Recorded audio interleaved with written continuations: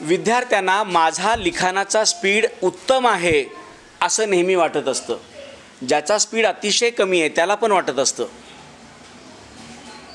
हा कसा मोजायचा?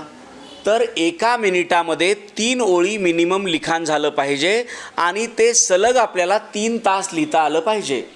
म्हणजे 180 मिनिट आणि 540 ओळी न थांबता लिहिता येत असेल तर तुमचा लिखाणाचा वेळ उत्तम आहे, वेग चांगला आहे असं समजलं जाईल.